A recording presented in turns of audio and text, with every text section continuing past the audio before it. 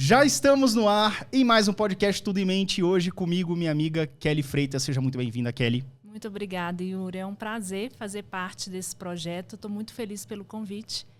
E vamos lá. Vamos conversar sobre burnout, né? Sobre psicologia e tudo mais.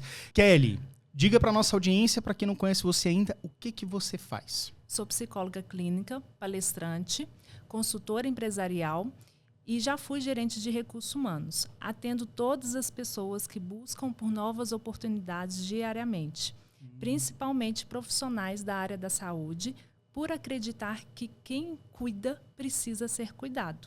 Olha, ou seja, cuidando do cuidador. Isso. Ah, né? Que legal. E foi algo que eu senti muita falta no início da minha trajetória.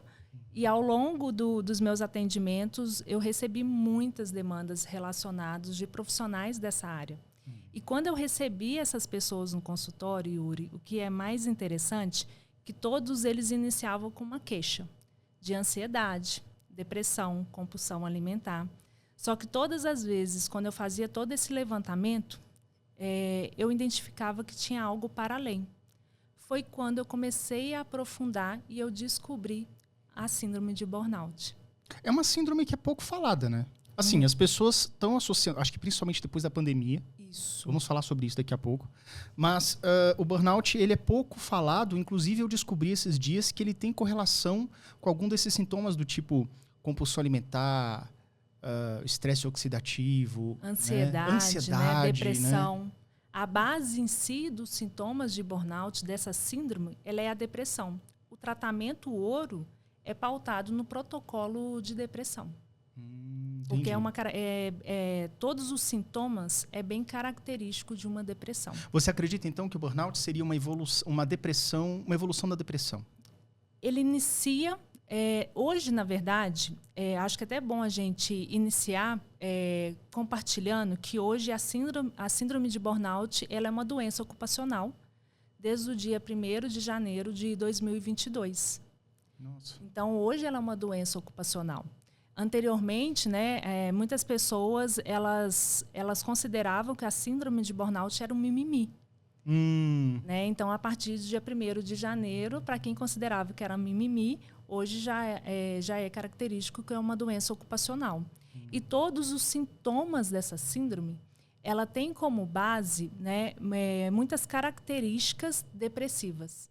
Principalmente por ela ter três sintomas básicos, que é a exaustão, que é aquele momento onde a pessoa ela se sente cansada, a mente cansada, o corpo cansado, lapsos de memória, ela tem muita dificuldade de concentrar, ela começa a ter um declínio muito grande. Depois da exaustão, ela passa pelo sentimento de ineficácia, onde ela não se reconhece mais, que é muito parecido com a depressão também. Caramba, e tem essa diferença, assim, do tipo, um médico ele precisa ser experiente para saber quando é uma depressão, quando é um burnout que está acontecendo? Sim, o relato da pessoa, toda essa trajetória, ela é muito importante para fazer todo esse mapeamento do diagnóstico. Porque depois da exaustão, depois desse sentimento de ineficácia, ela começa a sentir o cinismo. E o que é o cinismo? Que quando eu falo que se a pessoa ela começa com a exaustão, depois ela passa pelo sentimento de ineficácia e depois ela fecha com o cinismo, é uma irritabilidade muito grande. E ela começa a se sentir muito mal no ambiente de trabalho. Onde que o trabalho ele passa a ser aversivo. Então, aquela satisfação, aquela alegria que aquela pessoa ela tinha inicialmente, ela praticamente é como se ela se desligasse totalmente. Então, ela não quer se relacionar com as pessoas do trabalho, ela não acredita mais no trabalho que ela desenvolve, ela não acredita mais na missão, visão e valores da empresa. E ela se sente muito mal ao iniciar o seu dia de trabalho e muitas vezes ela não consegue nem ir trabalhar, onde também, quando está muito intensificado, pode desencadear uma síndrome do pânico. Ou seja, a pessoa ela tem que perceber os sinais de que tem alguma coisa errada e ela vai somatizando isso. Será que o burnout, que é bastante falado, como você bem falou aí, nos últimos 3 anos, né? ele tem a ver também com o fato da pessoa negligenciar os seus próprios sinais, talvez? Totalmente.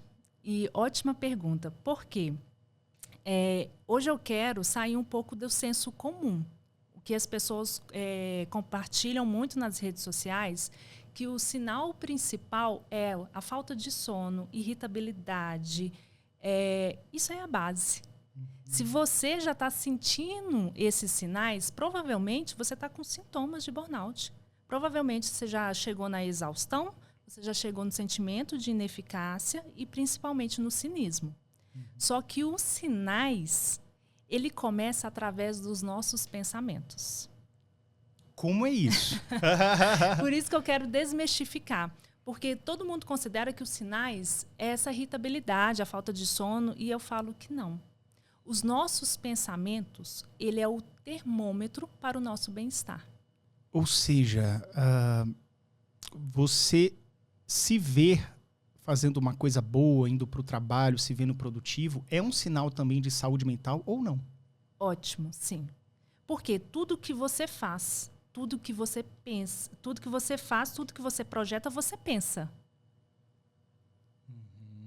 Né? Antes de iniciar aqui, os meus pensamentos estavam a mil. Como que vai ser tudo isso aqui? Quando eu recebi o convite, eu já fiquei me projetando aqui, nessa sala, nesse estúdio. Então, tudo que você faz, você pensa. E, de alguma forma, hoje, eu não sei se você percebe, a sociedade, ela demoniza muito os pensamentos negativos. Não sei se você já ouviu falar que as pessoas falam assim, quando você tem um pensamento negativo, puxa um pensamento positivo. Não, isso tem pessoas que são negativas, pessoas do nosso convívio, que você fala assim, nossa, esse cara é negativo, essa mulher é negativa. Mas eu imagino, sim, eu já li uma vez aquele Poder do Subconsciente esqueci o nome do autor, meu avô me deu esse livro, é um livro antigo. Me falhou a memória agora, mas é o Poder do Subconsciente, tá? E ele fala muito sobre isso, que você consegue controlar até certo nível o seu subconsciente, trazendo pensamentos no lugar. Talvez seja isso, um pouco disso que você esteja falando. Como é que funcionaria, então? Então, vamos lá. Diante de um pensamento negativo, né, se você puxa apenas um pensamento positivo, você pode ter certeza que provavelmente você vai ter sintomas de burnout, ansiedade, compulsão alimentar, síndrome do pânico e depressão. Por quê? Porque eu estou pensando da seguinte forma, eu não sou capaz de realizar determinadas demandas. Eu não sou capaz de fazer esse relatório.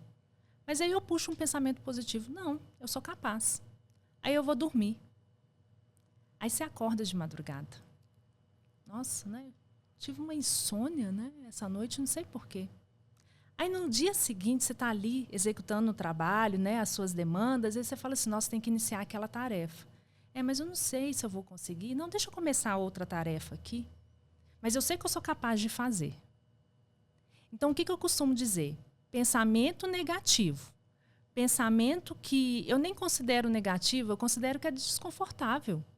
É um pensamento desconfortável. É você duvidando da sua capacidade, porque você já viu ali que vai ser, que a probabilidade ali de fazer aquela demanda, ela vai exigir de você.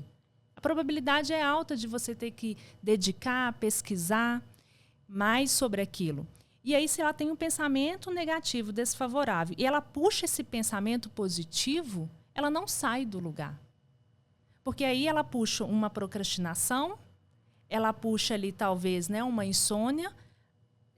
Às vezes, na hora do almoço, nossa, eu estou almoçando aqui, mas eu tinha que estar fazendo aquela demanda. Não, mas deixa eu almoçar aqui, depois você eu nem vou ali. almoça direito. Nem almoça. Você faz tudo e não faz o que precisa ser feito, mas você puxa aquele pensamento. Não, eu sou capaz. Só que é completamente diferente se você utiliza o pensamento positivo da seguinte forma. Estou com um pensamento negativo, desfavorável, ok? Declinante mesmo. Mas eu puxo um pensamento positivo. Não, eu sou capaz. Eu sei que eu vou dar conta de fazer. E logo você puxa um pensamento. Como eu vou fazer?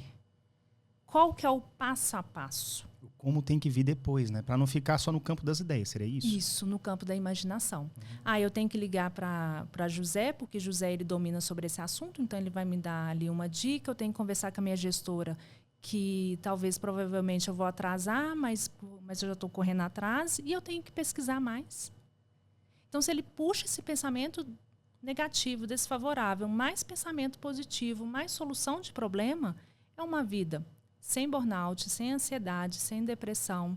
E a sua relação com o trabalho, ela fica uma relação muito mais sustentável. Então, para você acessar os sinais precoces da síndrome de burnout, acesse o seu pensamento. Ou seja, perceba-se. Perceba os sinais de que tem algo errado e veja se o seu pensamento ele não está voltado até para uma questão de autossabotagem, talvez, né? Ótimo. Kelly, disso tudo que você me falou, o que pode ser visto também como um pensamento autossabotador? Porque eu acho que a procrastinação, ela faz parte, ela tem um pezinho numa autossabotagem. E talvez o cara que está entrando em burnout, ele começa a ser muito mais procrastinador. Como é que é isso? A procrastinação, ela vem muito da forma que você se vê, da sua capacidade. E essa sua capacidade, ela está muito relacionada ao medo e à insegurança. Então, essa autossabotagem, ela é muito comum e ela ocorre muito no dia a dia, porque, de alguma forma, a vida ela exige de você que você faça cada dia algo a mais. Ela exige que, de alguma forma, você se movimenta. E esses pensamentos autossabotadores, o tempo inteiro, eles vêm de alguma forma para tentar tirar você desse seu objetivo e para te frear. Às vezes, o pensamento autossabotador ele é até importante. É mesmo? Porque ele, às vezes, é um sinalizador. Você acha que está autossabotando, mas é um sinal do seu próprio corpo e da sua própria mente. Do esgotamento, talvez? Do esgotamento.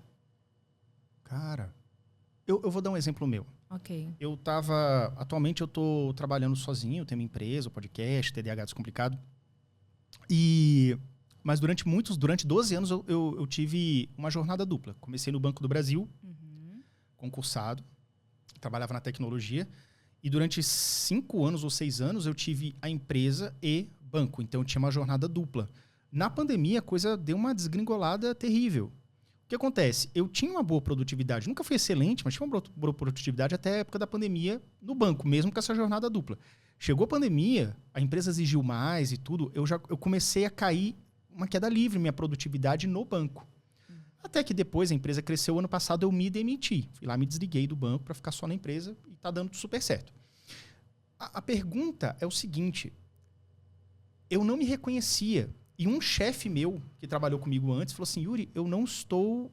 Ele não falou reconhecer, porque senão pode ser assédio, não sei o quê. Sim. Mas ele falou assim, Yuri, você foi mais produtivo. E eu falei assim, chefe, eu concordo, eu não sei o que te responder, eu só posso concordar. Cara, então será que pode ser um sinal do que estava... Eu tive um pouco disso também. Eu acredito que é um ótimo sinalizador.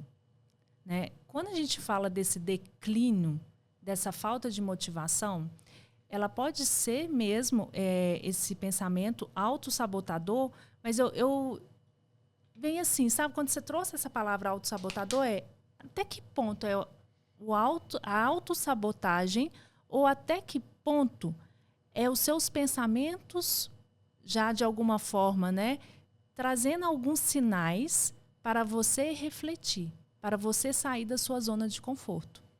Por quê? Olha que interessante quando você trouxe. Você estava em dupla jornada. Provavelmente você começou a se reconhecer numa outra jornada. Aquilo ali, talvez, para você, o trabalho que você estava fazendo fora do banco, talvez tinha mais valor, tinha mais sentido para você. Totalmente. E aí você começou a distanciar. Então, nesse contexto, eu tenho dúvida se é autossabotagem. Ou se, na verdade, foi um sinal... Um empurrãozinho do corpo. Um empurrão assim, olha...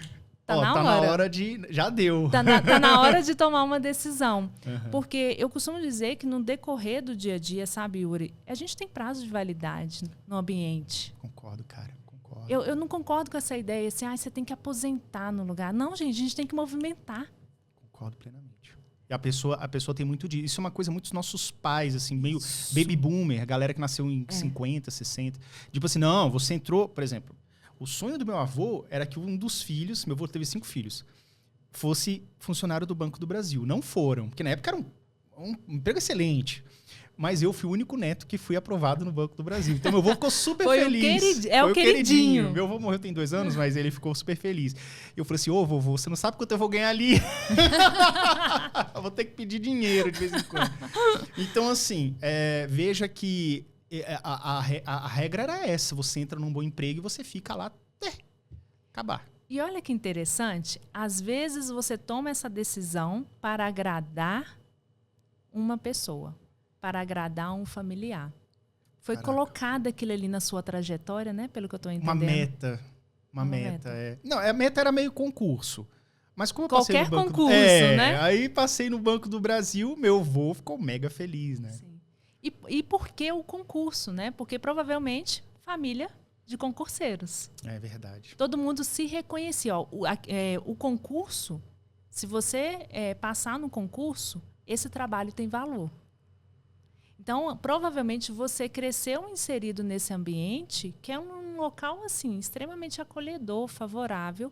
E ao longo do percurso, quando você começou a se conectar, olha que interessante, você começou a conectar, você virou e falou assim, opa, não, isso aqui talvez não é o meu desejo mais. Já foi talvez um desejo da família, mas agora me vejo em outra área. Eu vou ser sincero com você. Quando eu entrei na tecnologia, eu fiquei 3 anos na agência, depois fui para tecnologia. Então, na tecnologia, eu fiquei 9. 9 mais 3, fiquei 12. Quando eu comecei a ver aquelas telas... Porque, tipo assim, eu programava uma linguagem moderna. Aí eu cheguei lá, a gente vê mainframe, aquelas telas verde com preto, aquela coisa bem 1960. Caraca, eu olhei aquilo ali e falei assim, eu não vou ficar fazendo isso aqui 30 anos. Era só isso que eu tinha. Eu fiz bem. Os primeiros anos lá, fui muito bem. Mas eu já cheguei lá com aquele negócio assim, cara, não é isso. Não é isso que eu nasci para fazer. E talvez não era o estilo de programação, a linguagem que você queria. Porque nessa área tem muitas linguagens, muitas. Né? Aí eu tava acostumado com uma coisa, eu já era programador, cheguei lá, era uma coisa completamente diferente. E aí, beleza, né? Tá pagando meu salário, tá, mas, cara, isso aqui é muito chato. Meu Deus do céu. É a rotina, né? Rotina, cara. É a rotina. A rotina, ela é boa, mas ela é cansativa. A rotina, é porque muita gente fala assim, você tem que ter rotina para reduzir sua ansiedade. Isso, inclusive, é uma boa ajuda para as pessoas que têm TDAH. Tenta introduzir uma rotina, introduza uma rotina, etc. E confesso para você que eu seguir uma rotina é difícil. Eu sigo, mas sigo capengando, sigo 70%. Eu invejo. Tem uma galera no Instagram que fala, não, todo dia, os caras postam lá 7 horas academia, 8 horas café da manhã, 9 horas não sei o quê. Eu falei, cara... Eu até faço, mas não é bem nessa hora, não, entendeu? Não, e eu acompanho uma que ela começa na academia 3h30 da manhã. Mas você tá louco.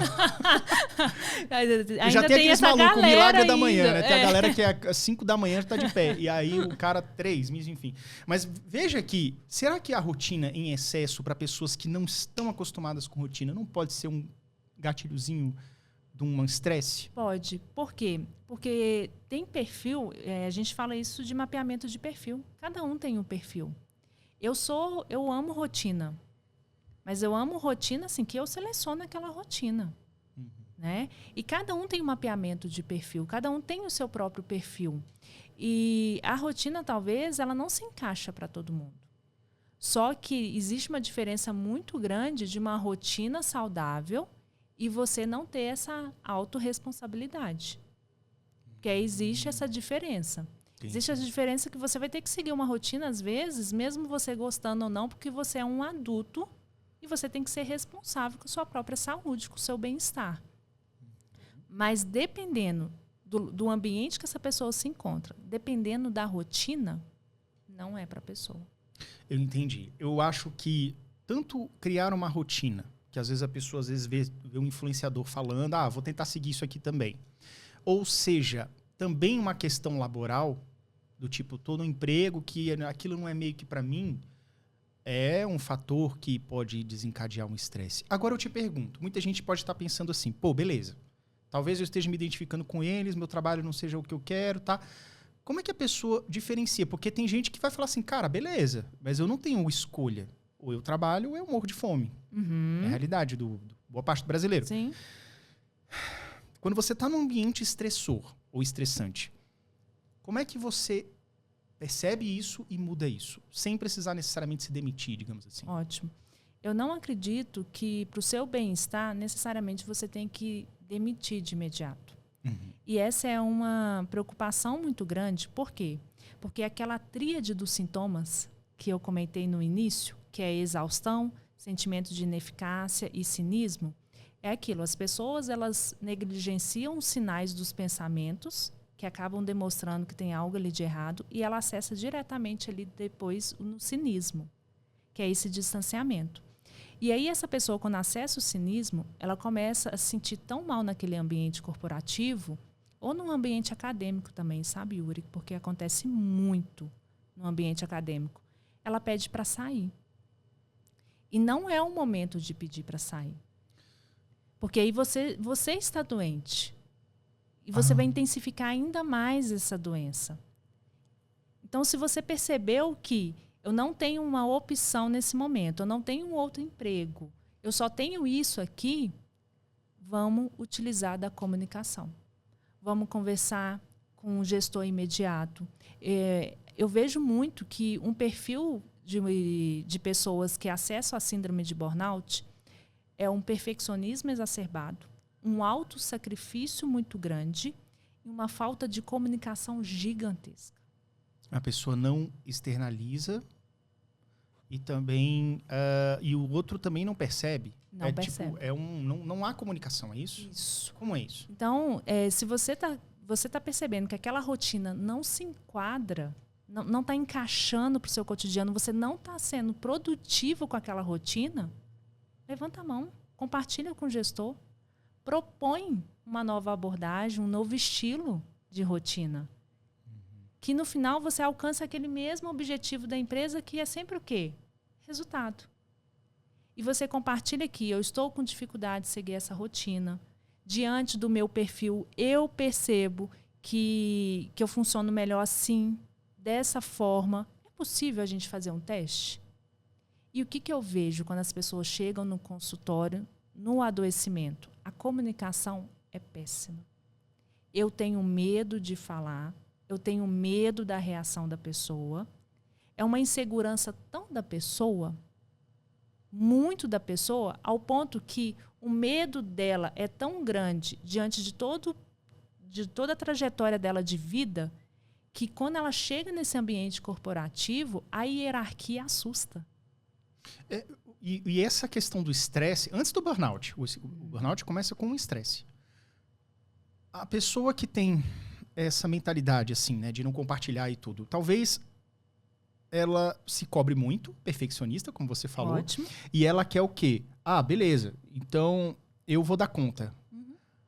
E aí a cabeça dela assim, cara, mas você tá sofrendo. Não, mas eu vou dar conta. Eu não vou reclamar pro meu chefe. Na verdade, eu vou fazer até mais. Eu vou sair mais tarde, chegar mais cedo. A pessoa, ela tá doente, ela é uma bola de neve do mal. Isso. Não é isso? É isso. E eu costumo dizer o seguinte, que às vezes o próprio gestor, e eu vejo, como eu fui gerente de recursos humanos, os gestores, os coordenadores, eles são muito mal preparados para identificar esse mal-estar. A empresa não para treinar ninguém. Ela só quer produtividade mesmo. Né? Então, o gestor, se aquela pessoa ela não consegue identificar que ele está acessando esse mal-estar, o gestor ele pode sinalizar. É papel do gestor perceber o funcionário que está com problemas? Ou eu acredito adoecendo? que é uma via de mão dupla. É, porque ele também tem que falar, né? Não Ele pode tem ser que só falar. ficar nas costas do gestor, né? Mas eu falo que para o gestor é fácil identificar. Por quê? Uma pessoa com padrão de perfeccionista, se você dá um relatório para essa pessoa e fala assim, olha, eu preciso desse relatório daqui a 4 dias. A pessoa ela te entrega em 2 e você sabe que ela ia demorar 4 dias. É um sinalizador. Talvez um dia, nossa, aquela semana foi super tranquila as demandas, ok. Então deu para antecipar 2 dias. né? Mas se essa pessoa ela tem esse padrão de comportamento recorrente, tudo que ela faz, né, que tem um prazo estipulado, ela quer antecipar, eu acho que é um ponto de atenção. Um pouco demais, talvez. É perguntar para esse colaborador, como que você fez? Por que você antecipou? Né, é sua tendência a antecipar, mas você está fazendo serviço para além? Você está levando ele para casa? Para além do seu trabalho? No momento que é para você descansar, estar com a sua família, o que você está fazendo? Ou não está fazendo, né? Ou não está fazendo. Porque às vezes leva o trabalho para casa. Então você concorda que no ambiente corporativo as pessoas dão sinais. Sim. Muitos sinais. E quando não dão sinais, quando tem esse mapeamento de perfil, a empresa ela tem esse cuidado de fazer esse mapeamento de perfil, o gestor ele tem que também ter uma empatia e uma ciência que, eu tenho que sempre identificar como está meu funcionário. Eu tenho que ir assim, qual que vai ser o termômetro? Né? O que eu preciso fazer aqui nesse momento? Né? Ele tem uma péssima comunicação. Estou achando que ele está muito calado. Ou seja, existem sinais do burnout chegando. Sinais que o funcionário tem que perceber em si, o paciente, e também o gestor. Esses é um dos sinais, do tipo, o cara super, ultra, mega produtivo e tudo. Existem outros sinais do tipo assim, a pessoa não conversa. Ah, mas ele é tímido. Será que ele é tímido mesmo? Introspectiva, ela tá sempre assim, tá sempre ofegante, sempre puxando a respiração. Sim. E eu já percebi que tem pessoas que, na época eu trabalhava lá, que puxavam a respiração, eu ficava olhando assim, parece que a pessoa ficava tipo quase 1 minuto sem respirar. É tipo assim, ela ficava lá, tipo, aí é como se lembrasse de respirar. Sim. Entendeu? Sim. E além desses sinais, você vê muito ela também se relacionando com as pessoas, né? É uma pessoa que o tempo inteiro fala só de trabalho. Imagina você naquele ambiente. Ok, você está ali para trabalhar, mas não dá para puxar outro assunto, não? Verdade. Né? Puxar outro assunto, pessoa que está calada demais, pessoa que não socializa. Eu acho que é um momento de olhar a sua gestão e identificar. Né? Até que ponto aquele ali faz parte do mapeamento de perfil, até que ponto, mesmo fazendo parte do mapeamento de perfil, é bom sinalizar para aquela pessoa. Perguntar, tá tudo bem? Tá precisando de alguma coisa? Entendi. Feedback é importante, né, Yuri? Sim, com certeza. E existem... Qual empresa, qual tipo de empresa que você já atuou? E se existe algum tipo de empresa ou de profissão que pode ser mais propenso a desenvolver um estresse e um burnout?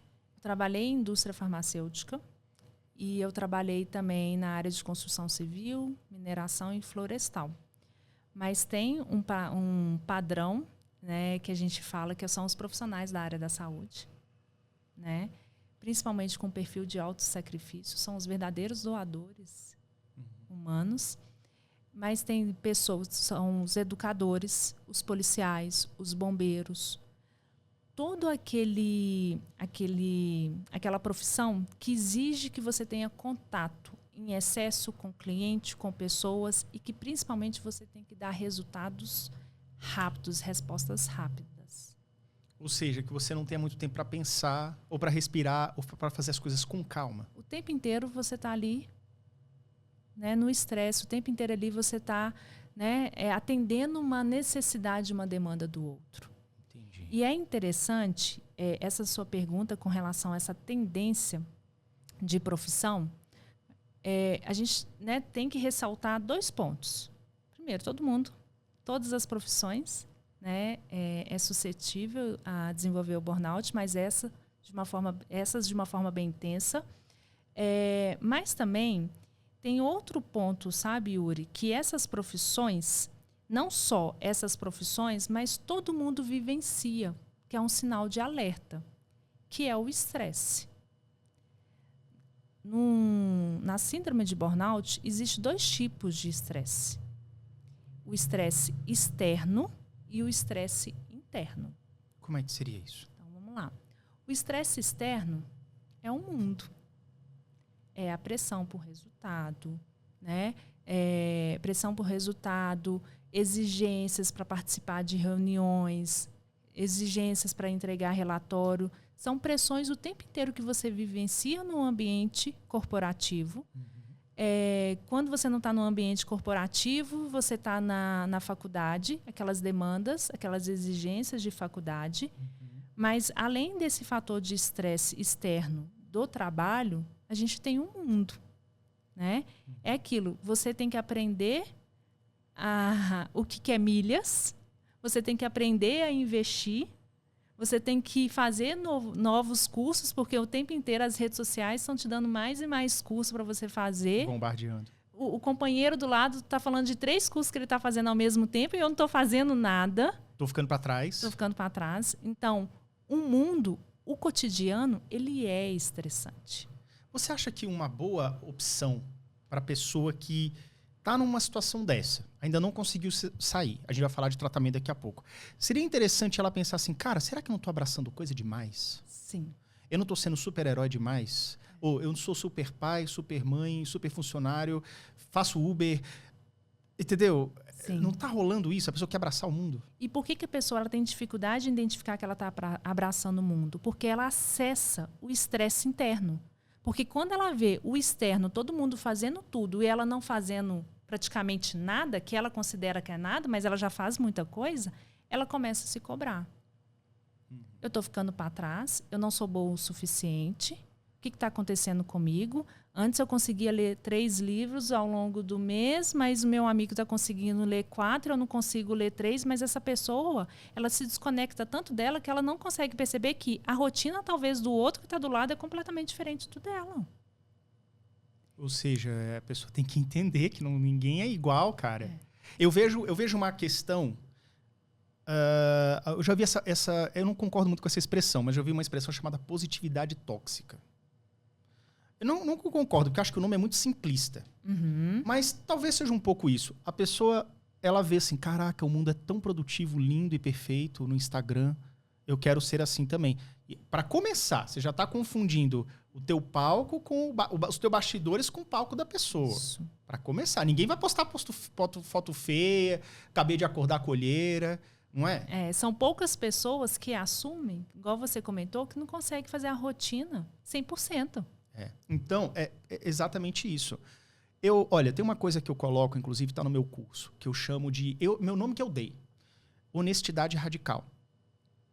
Eu nunca me senti tão seguro na minha vida sendo inseguro dentro da minha honestidade radical. Porque, por exemplo, na minha adolescência, eu já tive uma fase que eu tentava enganar todo mundo. Não no sentido de passar a perna, tentava enganar assim. Pô, eu não sou bom nisso. Yuri, você é bom nisso? Não, sou melhor, mato no peito. Então, tipo assim... Só que aí a pessoa percebia que eu não entendia nada daquilo e só eu que me enganava mesmo. Sim. Ou seja, eu não enganava ninguém. Mas era uma pressão interna absurda, porque eu me cobrava ser bom em tudo e ninguém é bom em tudo e ponto. Mas existe muito isso. A pessoa ela fica meio perdida em mentiras que ela cria para ela mesma, que só engana ela mesma. E desde que, nos últimos bons anos, eu falei assim, cara, é isso. Yuri, você tem TDAH, você consegue seguir rotina? Cara, 70%. Ótimo. Mas digo para você, tenta. Talvez Sim. você consiga um pouco mais. Acho que é isso, né? É muito sobre isso, assim. É esse autoconhecimento. O que eu consigo fazer todos os dias para evoluir? Porque se você for pautar em uma rotina... Aí, por isso que eu falo que aí acessa o perfeccionismo disfuncional. Né? Porque você lembra que você perguntou, né, se tem um padrão, um perfil, e eu falei assim, olha, perfeccionismo. Porque aí eu acesso o perfeccionismo disfuncional, que é achar que existe algo 100% perfeito. Eu vou conseguir manter uma rotina 100% perfeita. Você não consegue. Não consegue. Então, eu costumo dizer que isso ocorre muito por essa falta de autoconhecimento. E assumir que você, de fato, não é perfeito. Só que, o que eu posso fazer diante das minhas condições? Diante do meu momento? Por quê? A pessoa ela acessa a síndrome de burnout porque ela tem muita dificuldade também de criar solução. Ela tem muita dificuldade. Ela paralisa na hora de criar solução. Por quê? Adora uma rotina. Adora uma receitinha de bolo. Se todas as vezes, ao longo do meu percurso profissional e acadêmico, eu sempre fiz dessa forma, eu não quero mudar. E mesmo que aquilo esteja prejudicando ela, né? Isso. Às vezes ela não está percebendo que, olha, meu amigo, você faz isso há 20 anos, não deu certo. Você vai fazer mais 20 anos? Ou talvez até deu. É. Mas entra ano e sai ano, qual que é a reflexão que essa pessoa faz? Assim, o que esse ano eu tenho que adaptar a minha rotina para atender qual demanda? Porque eu não acredito que a sua rotina e a sua demanda entra ano e sai ano é da mesma forma. Se você tem essa mesma rotina, tem alguma coisa de errado. Significa que você está no piloto automático. Sair do piloto automático. Por exemplo, eu comecei com TDAH Descomplicado. Hoje eu tenho um podcast, tenho alguns outros canais do YouTube. Inclusive, alguns deles estou desligando para focar mais numa única ou outra coisa, né? Eu já tive até canal de carro, enfim. E eu estou desligando essa parte. Mas com relação a você ter um senso de, beleza, eu vou sair do piloto automático, vou tentar coisas novas, mas quando não está dando certo, você repensar. Será que é esse caminho mesmo? Assim, até que ponto é tentativa e até que ponto seria dar murro e ponta de faca? Ótimo. Tem alguma percepção que a pessoa pode ter? Tem. Essa pessoa, ela ter pausas ao longo do dia para refletir sobre o que ela tem feito. Sabe o que eu vejo nos atendimentos, Yuri? Em alguns momentos eu abro a sessão e falo da seguinte forma com a pessoa. Me conta o que você fez ao longo dessa semana que você se orgulhou. E às vezes vem um silêncio. Silêncio. Piloto automático. Ela não se reconhece, ela não para refletir. E eu acho isso devastador. 7 dias da semana. Você teve 7 dias da semana. Você acordou e dormiu 7 dias. E você não conseguiu identificar o que você fez ao longo da semana que você se orgulhou. Caraca. Não, isso é um excelente sinal. E sabe o que eu acho também?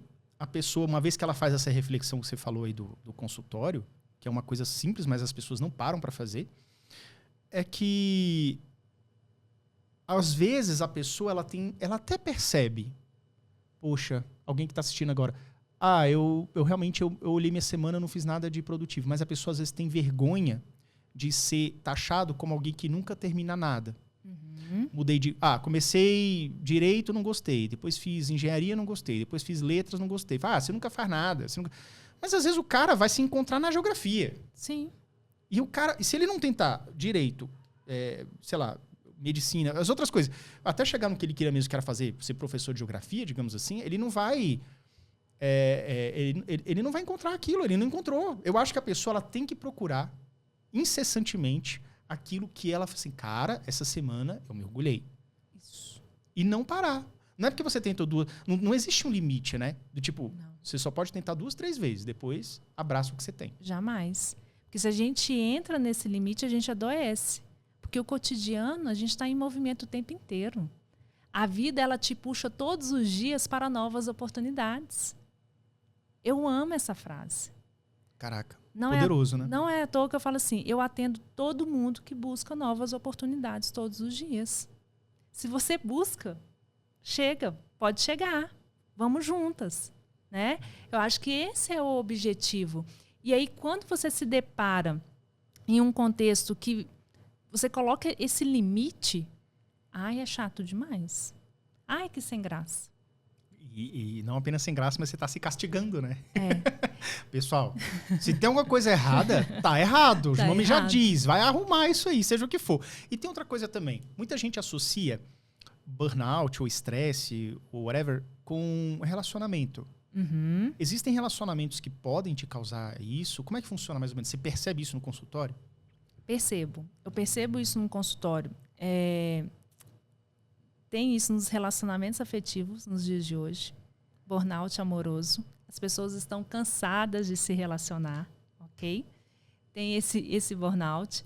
E tem o burnout também, de alguma forma, de relacionamento familiar.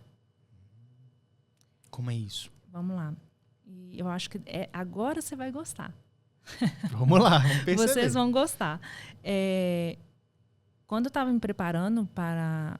Né, quando eu recebi o convite, eu vi uma pesquisa que pais que têm pessoas na família com diagnóstico de TDAH, eles têm uma tendência de acessar a depressão. Principalmente se esse membro da família não estiver realizando o tratamento da melhor forma possível. Se o tratamento não estiver adequado. E por quê? Porque o tratamento não adequado gera muitas consequências.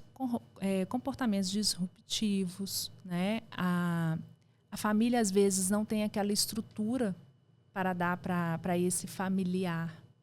Então, de alguma forma, se a pessoa naquele contexto ela tem um diagnóstico e não tem um tratamento adequado, ela movimenta toda a família. E a tendência de uma pessoa que tem diagnóstico de TDAH e que não está no tratamento adequado, existe uma separação familiar, existe até uma separação paterna e materna, um distanciamento, que é uma preocupação muito grande. Isso é uma estatística do TDAH. Geralmente, pais TDAH com filhos TDAH têm relacionamento mais dificultoso. Sim. E isso vai gerando, obviamente, estresse e tudo mais. Né? Então, aí tem esse distanciamento paterno, o materno, e tem esse distanciamento conjugal. Então, os relacionamentos, né, eles são muito importantes. Então, existe hoje o burnout amoroso, o burnout também nos relacionamentos, né, com familiares que estão passando, que têm algum diagnóstico e não estão recebendo tratamento adequado. E tem o burnout também no seu ambiente. Né? Aquele ambiente, ele adoece. Exato. O ambiente que você se encontra, se você não tiver esse autoconhecimento, ele te leva para o adoecimento. Porque ele te consome. E ambiente familiar, né? Às vezes você tem pais que são tóxicos, ou mesmo o filho é tóxico, mas enfim. E você fica tolerando aquilo porque, mas são meus pais, tá ligado? Eu acho que chega um momento da vida que você tem que tomar uma decisão. Beleza. Eu devo ou não continuar nisso aqui? Sim. Porque existe uma diferença, né? De respeitar pai e mãe. E existe a diferença de você se colocar numa obrigação. Né? De ficar naquele contexto. Eu acho que as pessoas elas confundem muito isso, o respeito.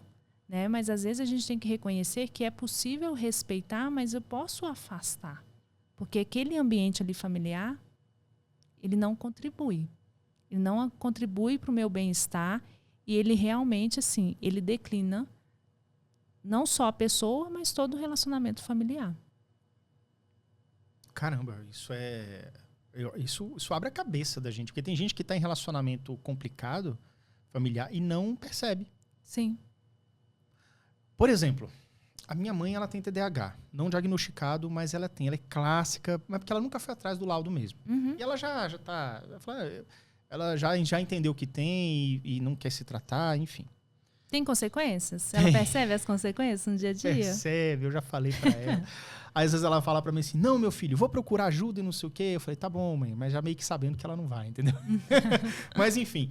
Mas, assim, a relação com a minha mãe, ela foi um pouco difícil, porque a mãe era um pouco explosiva, tá? E um pouco impulsiva. Depois que eu saí de casa, isso já tem muitos e muitos anos, mas depois que eu saí de casa, a minha relação com ela melhorou. Porque criou-se uma distância segura. Não era questão nada de abusivo nem nada, tá? Uhum.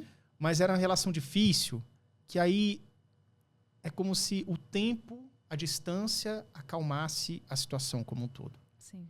Então, muitas vezes, você tem que entender que às vezes você precisa tomar decisões até de um afastamento, mesmo que temporário, para você refletir sobre essa relação e o que aquilo está te causando ou não. Isso vale, inclusive, para amizades. Tem muita gente que tem amizades de anos que a pessoa é extremamente tóxica, cobra, faz piada de mau gosto. E o cara, não, mas é meu amigo. Porra, bicho. Sim. Tá legal, né? E é aquilo, né? Qual que é a probabilidade, e eu acho que você vai conseguir trazer isso muito forte, assim, de você não acessar a tríade dos sintomas. Exaustão, cinismo irritabilidade, né? Aquele sentimento de ineficácia. Eu acredito que ao longo desse processo você oscilou muito nesses sintomas. Foi. E sabe que eu vou dizer uma coisa? Eu acho que eu sou um sobrevivente. Pelo seguinte, meu pai era separado da minha mãe, né? Então eu convivia com meu pai tipo fim de semana e tudo. Meu pai também tem um temperamento difícil, minha mãe também tem. E eu acho que eu sou uma pessoa extremamente centrada, porque eu não sei como. Por que eu digo que eu sobrevivi? Porque eu acho que eu consegui olhar do alto e falar assim, cara, meu pai é assim, não quero ser assim. Minha mãe é assim, não quero ser assado. Tipo, ótimo. E aí eu meio que dei uma filtrada para tentar modular o meu comportamento. Sim. Por isso, eu acho que nem todo mundo tem essa sorte, mas eu consigo reconhecer e não seguir padrões no automático. Olha que interessante, não é sorte. Não. Percepção. Você teve uma percepção gigantesca. Que esse ambiente aqui não é um ambiente que eu quero. Não é um ambiente que me agrada. Então, o que eu posso fazer de diferente? Hoje eu não posso sair. Mas quando eu tiver essa oportunidade, como que eu vou, né, construir esse meu ambiente? E provavelmente você começou a seguir um caminho para você no presente, você começou a construir o seu futuro. Exatamente. Você teve uma excelente percepção. E poucas pessoas têm essa percepção. Por quê? Tem pessoas que elas são completamente influenciadas pelo ambiente. Então, não é à toa que aí é o fator de estresse externo que mina o seu estresse interno. Você entra no fator interno de estresse porque você não sabe diferenciar assim, opa, esse ambiente aqui tem alguma coisa de errado. Eu vou sair fora. Vou sair fora. Cara, e você acha que o medo tem a ver com burnout? Eu vi você comentando alguma coisa sobre isso. O medo da pessoa, medo geral. O medo, ele está associado, tanto o medo, a insegurança ao burnout, mas isso é muito individual, né? Porque cada pessoa vai trazer um relato da forma que ela se relacionou. Mas o principal medo que eu percebo é desse posicionamento, é dessa pessoa ela se sentir a visão das pessoas sobre ela. É o olhar das pessoas. Medo do olhar alheio, né? Olhar alheio. Ou então ela vai identificar que eu sou uma fraude. Ela vai perceber que eu sou uma fraude. E não, você não é uma fraude. Só que às vezes você está querendo, né, entregar algo a mais que ainda você não chegou nesse patamar. Então esse medo, ele ocorre. Mas também, vamos acrescentar que tem um medo aí muito presente, que talvez esse medo, assim, hoje eu tenho um controle, eu domino tudo que eu faço, vou começar do zero. Ou seja, é uma zona de conforto do mal. E se não der certo? Aí começa o e se, né? E se? E, por exemplo, sair do banco. Deu super certo. Para tudo, saúde mental, financeira, realização. Mas claro que eu tive aquele pânico. E se der errado? E se não der certo? Mas, pô... Surgiu um medo. Né? Então, o medo, de alguma forma, ele está atrelado. Mas para cada pessoa tem um significado. Então, a maioria das pessoas que eu percebo é esse medo de começar do zero, esse medo de perder aquela segurança. Já tem 3 anos que eu estou aqui, eu já entendo a cultura, as regras e normas da empresa. Vou entrar em um outro local, como que vai ser? Bom... E você acha também que o ego da pessoa tem algum envolvimento num estresse que pode geralmente gerar um burnout? Muito, muito, excelente. Eu costumo dizer que o burnout é a representação mais próxima da falta de conexão de si. Seja por você querer massagear o seu ego, seja por você não reconhecer o que é empresa, né? O que a empresa não está ofertando para você alcançar os seus objetivos, ou seja, por você não se validar, não se reconhecer em outras esferas da sua vida, social, né, familiar. Mas o ego, ele está muito presente. Porque quanto mais eu faço, mais reconhecimento. E eu não quero sair desse pedestal.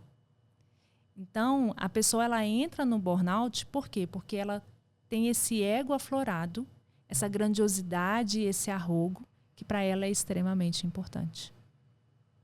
Ou seja, ela mergulha numa situação Isso tem a ver também com essa impulsividade de querer abraçar o mundo, né? Ela se mete numa situação, numa furada, mas agora que ela entrou, ela vai ter que ir até o fim. Isso. E eu acho que isso é completamente errado. E é aquilo, né? É aquela ânsia de, se eu fiz uma vez e deu certo, as pessoas estão esperando muito de mim daqui para frente. Né? Até ela mesma, né? Aí eu pergunto, será que são as pessoas que estão esperando? Ou será que é o seu ego ali que está aflorado, que o tempo inteiro assim, eu tenho que ser o melhor? Porque tem competição, né? Interna, tem uma competição sua, o desafio próprio. Interna e às vezes externa também. E eu costumo dizer que às vezes esse ego aflorado, que ele ocorre no ambiente corporativo, ele diz muito de uma falta de algo que não foi suprido ao longo da sua vida. Então, você está querendo validar o seu valor, por que será? Em outras áreas, no seu contexto ali da sua trajetória, teve alguma necessidade básica que não foi Você acredita acolhida? que alguém que necessita de validação é tipo assim, todo excesso esconde uma falta? Eu gosto dessa frase. É uma frase que ela é bem simplista, mas ela meio que ela é eficaz. Entendeu? Eu não descarto essa frase, não. Porque sempre tem algo, né? Eu estou querendo reconhecimento por quê? Então, tipo assim, eu quero ser o melhor no meu setor do almoxarifado. Aí o cara se estressa, se mata, e ele odeia aquilo ali. Sim. Mas é porque ele quer aparecer no funcionário do mês, na plaquinha, digamos. E ele tá se matando. Sim. É uma competição interna, né? Ou competição mesmo com o externo, mas eu gosto dessa frase. Pode ter uma falta ali por detrás, pode ter um vazio. Que aí eu costumo dizer assim, vamos olhar essa trajetória dessa pessoa. Porque muitas pessoas que acessam a síndrome de burnout, o tempo inteiro elas querem esse reconhecimento também. Gostou desse reconhecimento. E quando você vai ver na trajetória, faltou esse reconhecimento familiar, faltou esse apoio. E a pessoa ela se vê completamente jogada ali em um ambiente que a abraçou. Né? Aqui eu sou reconhecida. Não é à toa que a pessoa ela valoriza muito o trabalho e não se reconhece, não sente valor às vezes, Yuri, no relacionamento social, conjugal, paterno, materno. Né? Os pais com familiares com TDAH, eu atendo algumas pessoas e eu vejo que elas se dedicam demais no trabalho. Por quê? Elas estão querendo tamponar algo que está acontecendo, às vezes, dentro da sua própria casa. O trabalho precisa. Não, o trabalho tá, né? Tem uma necessidade aqui. E ela se sente completamente ali satisfeita no controle. Porque, às vezes, chega em casa ali, tem algo que precisa ser sanado. Que está precisando da sua atenção. Mas, às vezes, você se reconhece muito mais naquele ambiente que é mais seguro para você, resultado rápido, do que você ter que enfrentar um desafio. Caramba, isso faz muito sentido para muitas coisas na vida. E às vezes, sabe, eu já li vários livros, eu já li Osho, que fala sobre o ego, né, para você matar a morte do ego, né? O ego é seu inimigo, acho que o do Ryan Holiday, é um livro também famoso. Então, eu sou bem consciente com relação ao ego e o estrago que ele pode fazer na sua saúde mental, saúde física e tudo mais. Sim. Você acredita, então, para quem está se descobrindo, às vezes até nessa conversa, ainda não procurou ajuda, a gente vai falar de tratamento, mas é interessante que o cara entenda que ego é uma coisa que mais prejudica. Por exemplo, eu tenho um emprego aqui que eu ganho, sei lá, 5 mil. Mas todos os meus parentes, todos os meus amigos têm carro zero. Eu vou ter que comprar carro zero também. Aí eu te pergunto, um cara que ganha 5 mil, ele consegue comprar um Mob de 70 mil? A não ser que ele pare de comer um ano. Sim. Você tá entendendo? Então, assim, às vezes, você pode ficar com um carro usado que te atenda e você não precisa, tipo assim, eu tenho que ter carro zero igual todo mundo. Ou então eu tenho que ter essa comparação idiota que causa a tua ruína, na verdade, né? A ruína da tua saúde mental. E acaba impactando o seu próprio desenvolvimento, você ter conquistas de fato importantes para aquele ciclo da sua vida. Porque às vezes você está antecipando ali algo, né, que talvez não é o seu momento. Então, esse ego, essa vaidade, quando a gente não tem esse autoconhecimento, ele destrói. Eu atendo muitos empresários que eles têm muita dificuldade de diminuir esse ritmo de trabalho com medo de perder e sair daquele ciclo social. Olha. De diminuir a receita. Como assim, né? Eu vou diminuir o meu trabalho, mas e aí? O que pode acontecer? O medo é tão grande, né? Porque eu tenho que fazer parte daquele ciclo, eu tenho que alcançar os mesmos objetivos, eu tenho que estar na mesma sintonia. Você fazer um esforço muito grande não é um termômetro? Por exemplo, eu não quero sair desse ciclo social. Mas você faz um esforço para estar nesse ciclo social, porque você quer ser aceito. Muito, muito. É o termômetro. Você pode ter certeza ali que você tem que identificar o porquê. Por que aquilo ali é importante? O que está faltando na sua vida? Por que as outras áreas ali não estão abastecendo e você quer demais aquilo ali que ainda talvez não é seu, ainda é do outro. Né? Exatamente. Então existe sim, essas comparações, eu considero que são comparações injustas. Muito injusto. Você percebe isso no consultório? Alguém que traz um exemplo? Um exemplo que me veio uma cabeça aqui é tipo alguém que está num meio social de pessoas que tem um poder aquisitivo muito maior.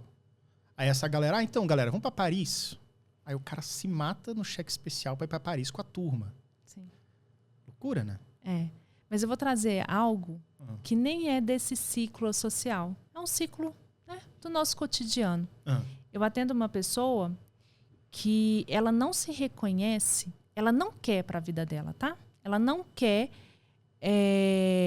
ter um carro zero, ela não quer comprar um apartamento, ela quer morar numa casinha, ter a sua própria hortinha e sair com o seu cachorro.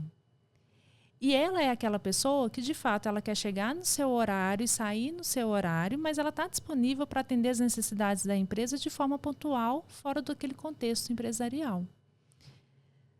Só que ela, o tempo inteiro, ela fala que ela cria um personagem para se adaptar naquele contexto empresarial, porque as pessoas só falam de trabalho, só falam de conquista.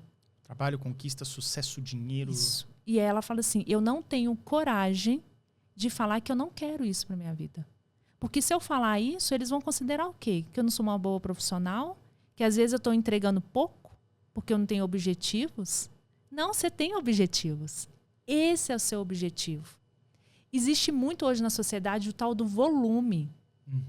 Se você não faz com volume, você não alcança sucesso. E a moda, no meu ponto de vista, nos dias de hoje, ela tem que ser o seguinte: faz pouco. Você pode fazer pouco, mas você faz com qualidade, com excelência. Você vai ter o mesmo resultado de quem está fazendo muito. Porque, às vezes, quem está fazendo muito, ela está rodando muito para alcançar aquele objetivo e, às vezes, você vai ser muito mais estratégico do que aquela pessoa. Concordo plenamente. Isso tem muito nas redes sociais, né? Sim. O tal do volume. O volume, né? A pessoa está lá, por exemplo, eu passei por o estresse oxidativo. Eu fui diagnosticado isso com o meu psiquiatra. Eu fico triste porque foi uma coisa que eu fui aprendendo e vivendo. Não é uma coisa que ninguém avisou. Não faça isso, porque você pode ter... Eu tive pré-burnout 2 vezes. Se você olhar vídeos meus de 4 anos atrás, eu tinha uma aparência bem mais nova. E isso, lógico, me entristece, porque, poxa vida, né? Parece que foram 10 anos e não 3 ou 4 anos, né? Mas, ok... Hoje eu já vi uma realidade completamente diferente, superei, mas como eu não estava vivendo isso, na época da pandemia, eu cheguei a ser mentorado por algumas pessoas que falavam assim, não, cara, você tem que fazer 2 lives por dia. E eu estudava, fazia uma live de manhã, estudava, fazia uma live no final do dia. No 4º dia, a minha esposa, minha noiva na época, virou e falou assim, olha só, você vai parar com isso, porque eu não vou dar conta. Sim. Graças a Deus, eu sou uma pessoa treinável. Eu dou ouvido para as pessoas. Sim. Eu não falo assim, você está errado. Não. Cara, se você está falando isso, tem alguma coisa. E isso também vem do treino de jogar fora o ego. Isso, ótimo. Eu sou fodão. Não, peraí. Às vezes eu não sou esse fodão e não preciso ser. Sim. Às vezes tem algo aqui que está tampando, né? E eu preciso do outro ali para sinalizar. Eu gosto de usar aquela frase. Existem 1000 maneiras de preparar Neston, invente uma. Existem 1000 maneiras de você ser feliz, de você ser produtivo, de você enriquecer. Invente uma. Tipo, sabe? Às vezes você gosta de falar no podcast, de entender sobre burnout. Estou me colocando em terceira pessoa. Mas eu não gosto de fazer outras coisas. Às vezes isso é um sinal, cara. Sim. Tipo, intensifica aquilo que você ama. Sim. Faz com qualidade e excelência, que o retorno vem. Eu acho que é isso. Então, quando você fala isso, né? Então, esse exemplo que eu dei dessa paciente, eu acho que ela é um clássico, né? É tanto pessoas, às vezes, ali que quer muito e pessoas, às vezes, que só quer assim. Só quer uma vida simples. Né? E eu acho que essa pessoa ela é mais feliz. Sim. Talvez não é. Talvez até ela é feliz porque ela encontra. A régua dela é baixa, digamos. Tem um negócio de régua alta, coisa de rede social. Sobe a régua, sobe a régua. Não chega de subir esse negócio. Já tá a 5 metros. Diminui. Mas o lance é o seguinte, cara. Porra, deve ser legal pra caramba andar de Ferrari. Eu já andei de Ferrari algumas vezes. Né? É confortável, mas é emocionante. Eu já andei de Ferrari algumas vezes na vida, mas o quê? Eu fui lá, paguei um aluguel, dei uma volta no autódromo. Tá bom. Você tá entendendo? Sim. Talvez um dia eu falei, nossa, mega ultramilionário, tá sobrando dinheiro, beleza, vou comprar alguma coisa. Tá muito longe disso. Mas tipo assim, cara, beleza, eu tenho um carrinho bacana. O carrinho é 2015, tá quitado. O seguro, eu fiz aquele seguro que é para 5 anos. Então, assim, você se contentar com algo que faça sentido para você e que caiba na sua realidade, até da sua saúde mental. E assumir aquilo. Não tenha vergonha de assumir.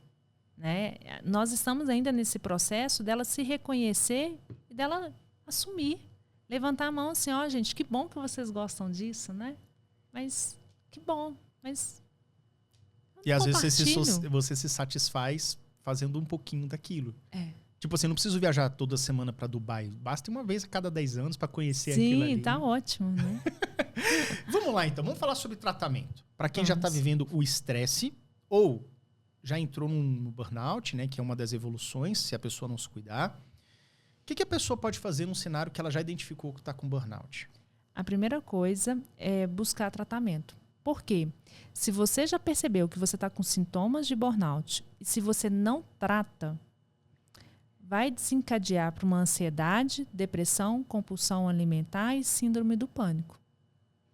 Então, você imagina, você está percebendo sintomas e você não recebe o tratamento adequado, você vai evoluir algo, né, que já não é confortável, que te incomoda há bastante tempo, e que você percebe o impacto no cotidiano e você vai intensificar ainda aqueles sintomas. E você vai trazer outra comorbidade.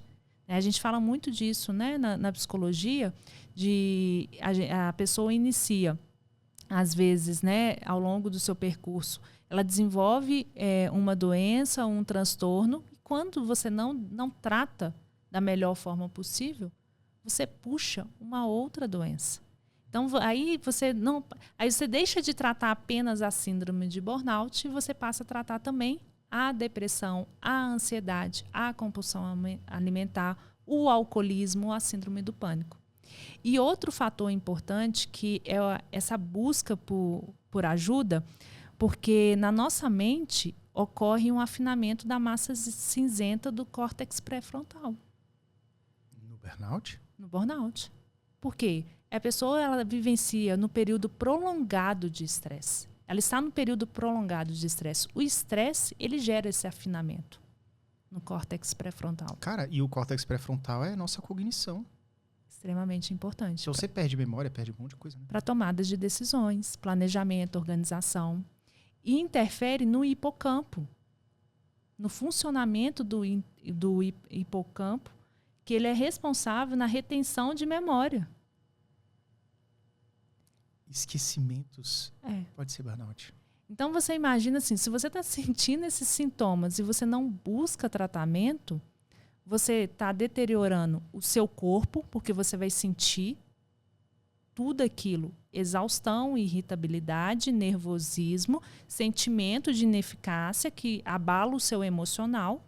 Você começa a travar e você não começa a produzir da melhor forma possível. Você começa a ter, de fato, um declínio, porque você está modificando todo o seu cérebro. Então, o tratamento é primordial. Primordial. Kelly, não consigo fazer um tratamento agora. Né? Autoconhecimento. Começa a compreender qual que é o significado desse trabalho para você. O porquê que ele é importante. E o que você percebe que tanto o ambiente ele está prejudicando para intensificar esses sintomas e o que você também faz que pode contribuir. É aquilo que eu falei no início, é uma via de mão dupla. O ambiente interfere, mas se você não consegue controlar esse fator de estresse externo, você é responsável por manejar esse fator de estresse interno. O impacto que esse ambiente gera em você. Que é aquilo que a gente falou, comunicação. Ou seja, às vezes você não consegue controlar as pessoas ao redor, o ambiente, mas você consegue controlar como aquilo impacta você. Completamente. Né? Que estou percebendo, né? Estou com lapsos de memória, não estou conseguindo focar, não estou conseguindo entregar da melhor forma possível. Conversa com o seu gerente, conversa com o seu supervisor imediato, né? Compartilha. Estou cansado, tem como remanejar algumas demandas, tenho sentido isso. E o médico do trabalho, dentro da empresa, ele ajuda. As pessoas têm muito medo de acessar o médico do trabalho. As pessoas, porque ele vai fofocar, vai te demitir, não, o médico do trabalho... Não demite. E eu acho que ele está ali, ele tem a ética médica também, né, gente? Lógico. Então, ele está ali como um auxiliar, de alguma forma. Acho que o médico de trabalho ele pode ser uma das primeiras pessoas a identificar os sinais do burnout. Sim, né? Junto com a RH. Isso. Tem algum remédio, algum medicamento? Como é que é isso? O tratamento, como é que ele é feito? Tem algumas pessoas, né, junto com a terapia, encaminhado para o psiquiatra introduzir a medicação.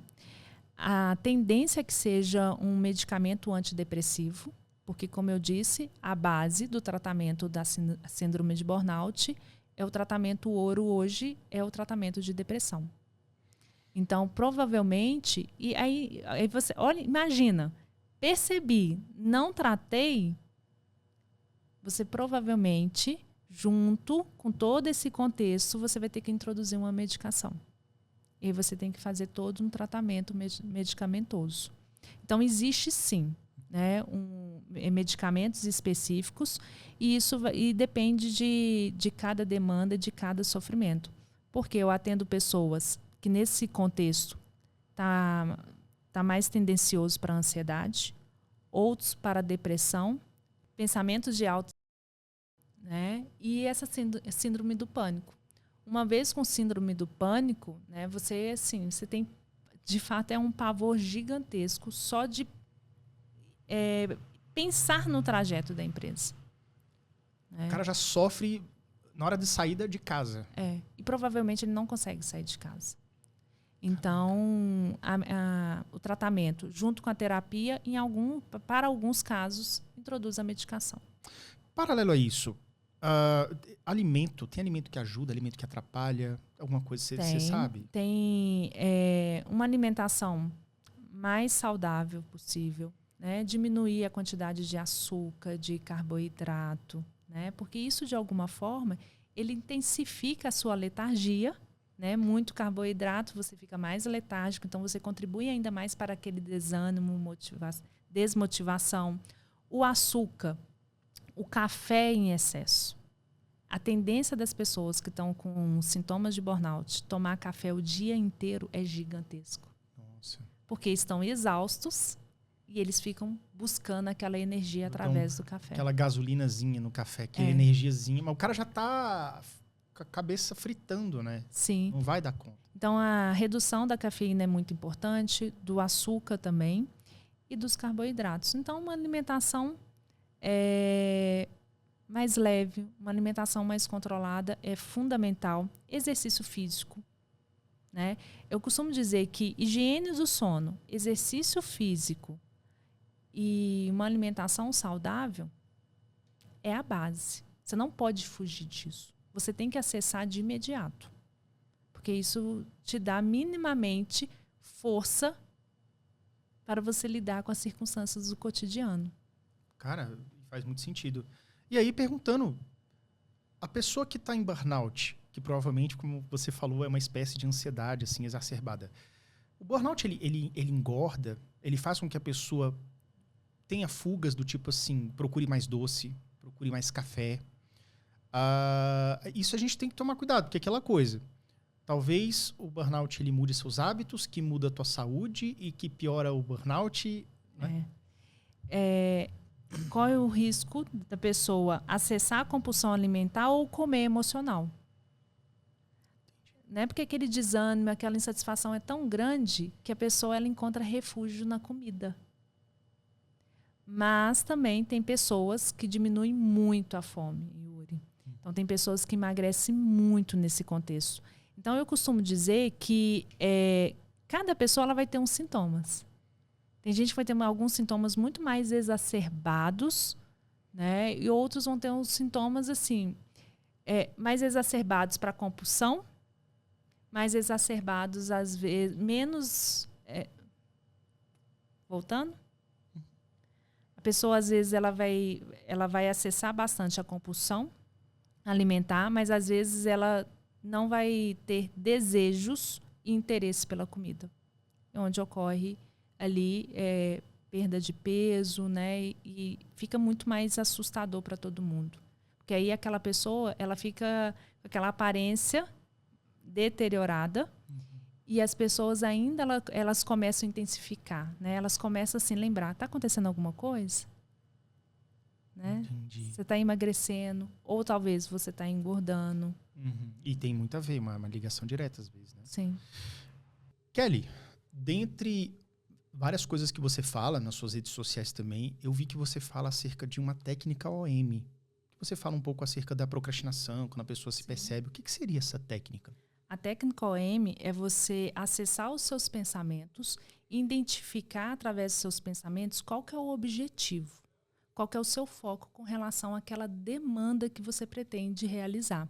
Muitas pessoas, elas simplesmente elas se perdem ao longo dessa procrastinação, porque é aquilo que você falou, elas gostam muito de receita de bolo, seguir a rotina de uma outra pessoa, mas ela tem aquela dificuldade de seguir um objetivo porque ela não para refletir qual que é o seu objetivo perante aquela demanda. Então, você acessar os seus pensamentos, identificar assim, qual que é o meu objetivo diante disso que eu quero executar, e depois você passar a monitorar. Diante daquele objetivo que você tem, identifica o que você passou a desenvolver cada dia para você alcançar seus objetivos. É uma forma que você tem, que eu costumo dizer, que é um chamado para essa conexão. Né? Eu tenho um objetivo, eu traço aquele objetivo, mas por dia eu conecto com o meu cotidiano e identifico assim, o que eu estou fazendo para alcançar esse objetivo. E caso a pessoa perceba que não está conseguindo identificar esse objetivo, através desse monitoramento, é criar novas soluções. É identificar qual que foi a dificuldade em alcançar aquele objetivo e logo desenvolver novas formas, novas maneiras de alcançar aquele objetivo. Outras estratégias. Isso também tem a ver com sair do piloto automático, que a gente falou mais cedo. Né? Como é que você vai traçar novas estratégias se você não está disposto a mudar, dar o primeiro passo? O procrastinador, ele afasta muito da realidade. Ele fica muito no campo da imaginação. A realidade assusta. Por isso que a técnica OM ela vem para puxar a pessoa para o presente. Eu crio meus objetivos, eu traço, eu deixo muito claro esse objetivo e eu costumo dizer assim, de preferência, anota, deixa, né, no seu campo de visão. E todos os dias tem esse comprometimento de avaliar o que você tem executado para alcançar seus objetivos. A gente está falando de executar, mas às vezes a pessoa está exausta. Quem está ouvindo a gente aí já está, eu não aguento mais a execução, chega! Sim. Você acha que o descanso é importante, mas existe algum descanso mais adequado? Existe uma maneira melhor, mais inteligente de descansar, você acredita? Eu acredito que tem. Hoje em dia, quando as pessoas falam de descanso, todas as vezes quando eu pergunto assim, o que você fez no final de semana? A pessoa, ela fala assim, eu vi um filme e esse filme ele é ele vai ser extremamente interessante para a minha área de atuação. Né? Eu vi uma palestra e essa palestra tende a me ajudar a criar minha própria palestra, porque eu tenho que criar um treinamento e desenvolvimento. Sabe aquele descanso que você sempre está fazendo algo? Você está um descanso produtivo. Nunca tem aquele descanso assim, olha, eu coloquei aqui uma série mais bobinha, que necessariamente assim, não precisou assim, mexer com nenhuma parte do meu cérebro. Foi só ver, foi só assim, dar boas risadas, foi só assim, para relaxar. Foi leve. Hoje em dia, quando as pessoas falam de descanso, não sei se você percebe, o descanso é sempre assim, olha, tá, mas o que eu estou ganhando com esse descanso? Ou deixando de ganhar. Então, hoje eu vejo que a maior dificuldade das pessoas, de fato, é descansar. Porque quando você pergunta a pessoa, ela nunca está descansando. Ela sempre está descansando, mas pensando em acolher, né? Em ter alguma coisinha. Em puxar alguma coisa. Puxar alguma coisa. Deveria estar fazendo. Então, eu acredito que é necessário você ter esses descansos e ao ponto que coloca uma série bobinha. Não tem problema de você assistir um final de semana uma série bobinha, não? Não vai definhar seu cérebro, não. Eu acho que falta até para quem não está em emprego, mas para quem é empresário e tudo, e que tem uma propensão a isso, é aquele tipo, não posso descansar. Se eu descansar, a coisa cai na minha cabeça. Aquele pensamento, tempo é dinheiro. Exato, cara. Esse pensamento, ele é adoecedor, né? E nem tudo é dinheiro, né, cara? Se você não tá... Faz quanto tempo que você não viaja com a tua esposa ou teu marido? Sim. Faz quanto tempo que você, cara, sei lá, não brinca de jogo da memória com teu filho pequeno? Sim. São perguntas que você tem que fazer, né? Muito, né? E é aquilo, você estimular a pessoa para desenvolver isso. Tem outra pergunta que eu faço também, quando eu inicio as sessões, o que você fez hoje para abastecer a energia que você consumiu? Porque é sobre isso. Você tem que encher o tanque, né? Não é só esvaziar. A gente só esvazia. E a gente só quer encher o tanque quando ela esvaziou total. A gente é aquilo, né? A gente só procura ajuda quando a gente adoece. A gente não trabalha com prevenção. Nem adoece, quando você está rastejando no chão. Rastejando, ótimo. Isso é muito assustador. Por que você é merecedor de cuidado na dor? Você já se perguntou sobre isso? Acho que é uma pergunta que todo mundo tem que fazer. Se não está doendo, se não está sangrando, você não merece. Você não merece, você não faz. Eu estou percebendo que eu estou cansada. Não, mas dá para levar. Não, estou percebendo. Então, o que eu posso fazer hoje para descansar? O que eu tenho percebido muito, e eu tenho feito isso no meu cotidiano, Yuri, que tem, assim, tá sendo um divisor de águas na minha vida, que eu estou aplicando também nos meus atendimentos, que nós consumimos a nossa bateria de segunda a sexta. Você concorda que sábado e domingo, a gente, se for olhar, é aquilo, tirando os descansos que a gente quer produzir, né? Se a gente não utiliza esse descanso de uma forma saudável, você consegue abastecer a bateria um pouquinho. Mas você concorda que você descarrega de segunda a sexta? E recarrega bem pouquinho? Sábado e domingo. E o que eu tenho colocado em prática no meu cotidiano e eu estou puxando para os atendimentos? Se você descarrega essa bateria de segunda a sexta, você tem que recarregar essa bateria de segunda a sexta. Então, o que você faz para além do trabalho, depois que você sai 5h30, às 18 horas? Como que você tem abastecido essa bateria? O abastecimento tem que ser diário. Ele tem que ser diário. Porque sábado e domingo já não fecha mais a conta. São 2 contra 5, né? Isso eu comecei a perceber na minha própria vida. Caraca. Na minha própria vida. Isso que eu ia te perguntar. Você já teve burnout? Eu tive os sintomas iniciais. Como estava a sua vida, a vida da Kelly, quando estava esse momento? O meu perfil, ele é um perfil de muito planejamento e organização. Amo planejamento e organização. Que inveja. Amo. E só que ao mesmo tempo eu gosto de desafios. Então a época que eu acessei mais esses sintomas foi quando eu estava no ambiente corporativo, né, trabalhando como gerente de recursos humanos, e era uma época também muito ativa, porque eu trabalhava de manhã e tarde, e na parte da noite ia para a faculdade.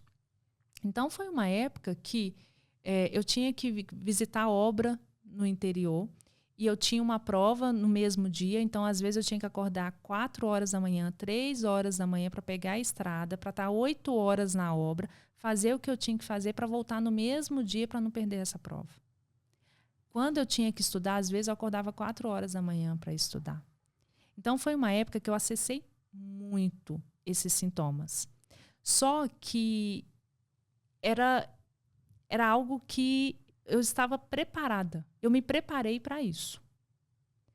E era um momento que, sábado e domingo, eu sabia que eu precisava descansar. Então, hora nenhuma eu estava no escuro. É diferente também quando você se prepara. Sim. Né? É muito diferente. Mas teve uma época que foi quando eu tomei a decisão assim, final de sair do mundo corporativo. Foi quando... Olha que interessante. Eu tive um aumento salarial, que era um aumento salarial previsto. Depois desse aumento salarial, parece que a empresa, a diretoria, né? Eu falo isso, né? Parece que se arrependeu, né, do aumento salarial. E nesse se arrepender do aumento salarial, começou a me cobrar demais. É sempre assim, não, eu estou te cobrando isso porque você teve aumento salarial. Ah, então deu com a mão e tirou com duas. Isso, né? Aí começou assim, sabe? Olha, Falei, não, pode ficar com esse dinheiro aí.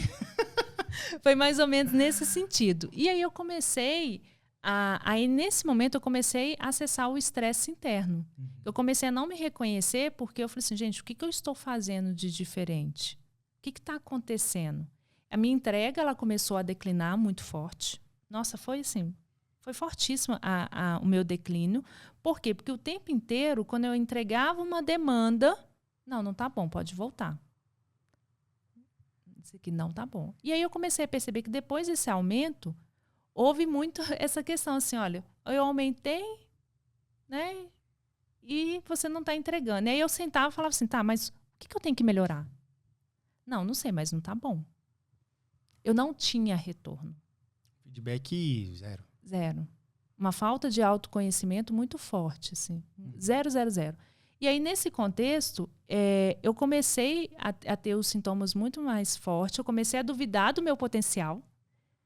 E aí foi quando, no final de semana, quando o telefone da empresa tocava, meu coração disparava. Depois dessas novas cobranças. Depois dessas novas cobranças. Porque eram cobranças que eu estava extremamente disposta a mudar. Né? E é aquilo. Não tá bom, tá, mas o que eu tenho que fazer para melhorar? Não, mas eu não sei, mas não tá bom. Mas nunca tinha esse retorno. E aí, nesse contexto, eu comecei a sentir, e aí eu comecei assim, a dividir o telefone celular com a minha equipe. Então, cada final de semana o celular ficava na casa de uma pessoa. Só que aí eu percebi que agravou ainda mais quando o toque do celular da vizinha era o mesmo da empresa. Meu Deus! E aí tocava o celular da vizinha, meu coração na hora disparava, mesmo eu sabendo que o celular não estava ali na minha casa para atender.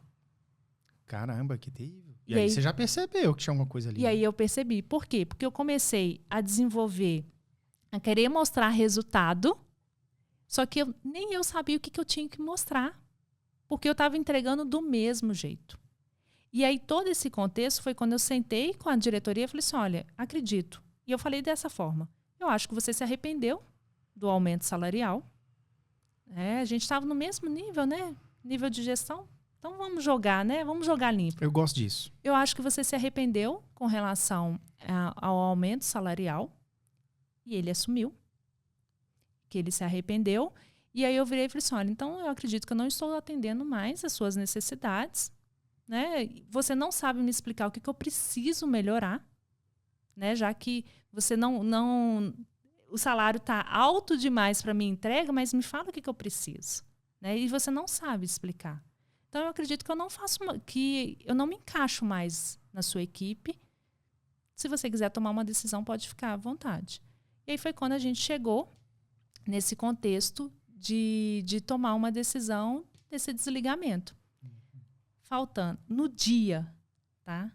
No dia que eu ia assinar toda essa rescisão, 2 dias antes, Yuri, teve um problema em um contrato e eu atuei da mesma forma com o cliente.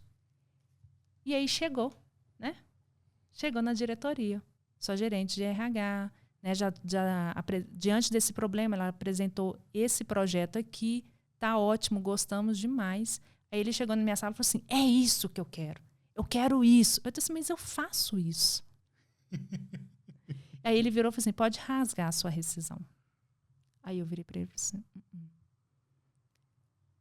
teve perda, né? Perda de confiança, aquele respeito, né? Aquela admiração, ela acabou. Como assim? Concordo. E aí foi nesse contexto, foi no mundo empresarial, foi o ápice assim, dos sintomas de burnout. E foi nesse períodozinho da rescisão que você sentiu... Você já estava tendo palpitação no coração, porque a vizinha tocou o celular, então já estava tendo sinais ali, né? Sinais bem, bem fortes. E aí que tá. Depois desse desligamento, melhorou, foi um processo...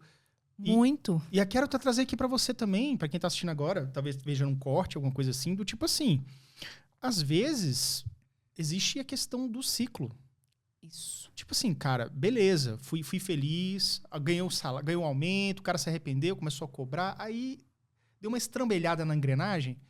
Tudo bem, vida que segue, não é isso? Eu acredito muito nisso. Eu acho que cada um tem o seu ciclo.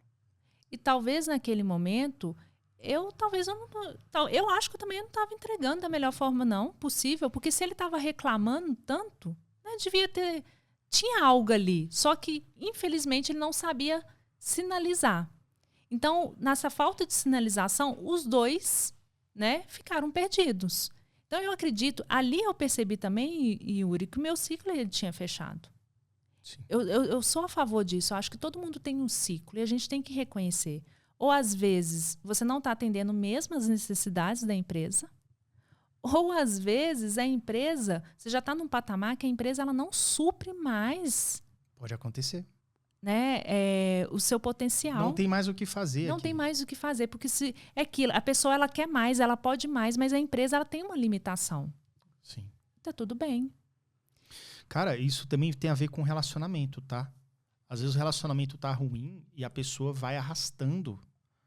Cara, até a hora que tem um crime passional. Isso. Um exemplo antes de você comentar. Eu tive um relacionamento há um tempo atrás, né? Não é o atual sou casado e tudo. Antes, uma namorada. E aí foi muito bom. Teve um momento que não estava mais encaixando, começou a meio que perder, fugir. E chegou um momento que a gente conversou. E a conclusão nossa foi o seguinte: olha, eu acho que a gente precisa terminar. Enquanto a gente se respeita e se gosta. Tipo assim, é melhor a gente terminar antes que a gente comece a se odiar. E a gente terminou. Mas quantas pessoas não ficam atentas a esses sinais, né? E acaba deteriorando essa relação e pessoas saem machucadas dessa relação. Então eu costumo dizer que você tem que estar atento mesmo aos sinais e reconhecer qual que é o momento de sair. Qual que é o momento de dar espaço para uma outra pessoa. Isso é no relacionamento afetivo, no empresarial, no acadêmico. Às vezes também acontece muito do estudante perceber assim, olha, esse curso já não é aqui. Cheguei aqui, está faltando um semestre para formar. Mas eu não vou ser feliz. Eu vou jogar no lixo esse diploma, tá ligado? É muito sobre isso. Então, no relacionamento afetivo acontece muito. E eu costumo dizer que acaba sendo um relacionamento abusivo que você entra. Você entra num relacionamento abusivo, porque você não percebe. E às vezes a pessoa, ela faz você sofrer para ver se você toma a coragem que ela não tem de terminar. Isso. Então, tipo assim, já tá desgastada há mais de ano. esse namoro. Aí um começa a sacanear, um começa a desligar o celular de noite, pular cerca, viajar sem avisar. Tipo assim, não, cara, acabou. Sim. Para de esticar essa corda até ela arrebentar. Então vai arrebentar onde isso daí, entendeu? Porque traumas, né? É. Os traumas surgem e é difícil você tratar trauma. E às vezes esse trauma impacta nos próximos relacionamentos. Você chega ferido no próximo relacionamento. Sim. Desnecessariamente. Não precisava. Então, reconhecer e pausar no momento certo, eu acho que é fundamental. A gente falou mais cedo sobre alguns sintomas do burnout. Eu tive alguns sintomas do meu pré-burnout, eu quero saber se isso faz parte ou não. Isso é o que eu estou dizendo. Me diga. Eu adorava ouvir música. Quando eu andava de carro, eu sempre ligava, botava ali meu celular e tal, ouvia minhas musiquinhas e tal. Jogava videogame também desde pequeno, eu tenho esse hábito, pelo menos uma vez por semana. E olha, durante a pandemia, quando eu tive esses negócios, eu fiquei, literalmente, cara, quase 2 anos sem ligar meu videogame. Isso não acontecia desde os 6 anos de idade. E eu parei de ouvir música. E eu só fui me dar conta disso muito tempo depois. E eu dormia e acordava pensando em trabalho. Dormia e acordava pensando em trabalho. Será que era isso mesmo? Provavelmente, porque é aquilo assim, né? A sua mente ela não dava espaço para você receber nada que não fosse apenas essa conexão com o trabalho, esses pensamentos. Então, isso é muito comum, você deixar de fazer aquilo que abastece a sua energia, que abastece essa sua bateria. Então, os principais sintomas é você deixar de fazer aquilo que te agrada, que tem valor para você, que traz um afago. Então, você distancia, sim, das coisas prazerosas. Caraca. E aí, nessa época, você não ouvia música, não jogava videogame. Você colocou o que no lugar? Trabalho. É isso. Olha o sinal aí. É isso. E eu vou te falar uma coisa. Eu tinha um curso na época que eu fazia mentorias semanais e tudo, que isso drenava a minha energia vital. E aí eu tomei a decisão de, cara, vou encerrar isso aqui. Já tava dando meio prejuízo, não tava dando lucro, assim, falei, velho, vou encerrar. Encerrei. E contato com pessoas diariamente, hein? Contato diariamente. E outra coisa, você que é psicóloga sabe, eu não sou, mas já me falaram, talvez você reconheça.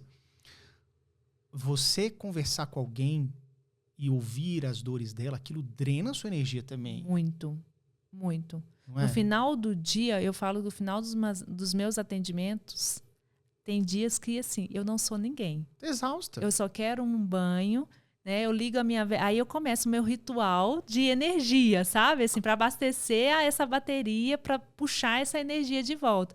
Acendo a minha vela para tomar um banho, coloco uma musiquinha, um óleo essencial no box do banheiro. E você não abre mão disso, né? Não, jamais.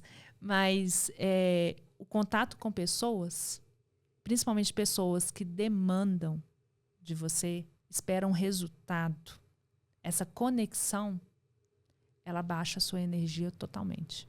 Eu acho. E eu falo assim, que, por exemplo, o trabalhador padrão, ele fica 8 horas na empresa. E aí uma consulta dura em média 1 hora. Eu acho que 8 consultas para um psicólogo por dia é muito mais puxado, sei lá, me perdoem, do que um outro trabalho, sei lá, mais diferente, que não seja com contato, né? O correto é 6. 6 atendimentos é o ideal. 4 a 6, né? Às vezes até um pouquinho menos. De 4 a 6. Cara, interessante. Uma pergunta para você, Kelly. Nossa. Quais são os seus maiores medos? Como é que você lida com isso? Como é que você enfrenta isso? É engraçado, né? Eu tenho uma crença nuclear, que a gente chama na psicologia de crença nuclear. É a visão que você tem de si.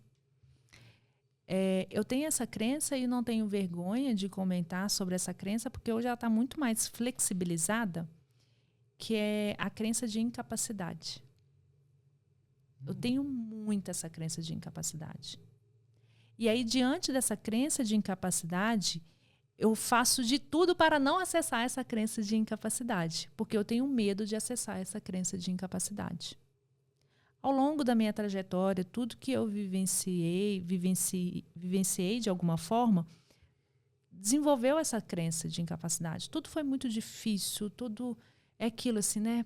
Para fazer alguma coisa, tinha muita luta, tudo muito esforço. Muito, muito, muito. Se não tem esforço, não estava valendo. Não estava valendo, né?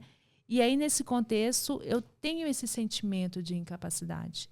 Então, o meu medo é que esse sentimento de incapacidade, ele aflora. Porque ele é uma crença nuclear, ele faz parte da minha história. E aí, nesse contexto, diante desse medo, é quando eu faço todo o meu ritual, que é a técnica do OAM. Eu traço os meus objetivos, os meus pensamentos, eles sempre vão me puxar assim, mas será que você é capaz? E aí, logo eu falo assim, tá, ok, pode ser que eu não sou capaz, mas o que eu vou fazer para alcançar esse objetivo?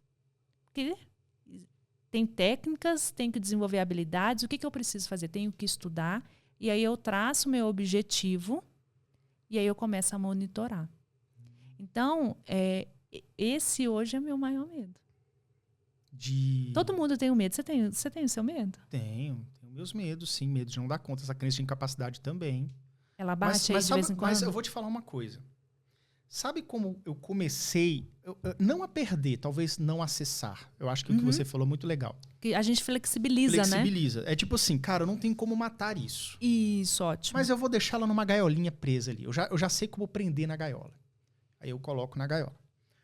Quando eu comecei a agir, parece idiota isso, mas entre a ideia de criar o podcast e esse estúdio, foram 40 dias. Compras, iluminação, depois fui melhorando, lógico, mas para começar o primeiro episódio, 40 dias.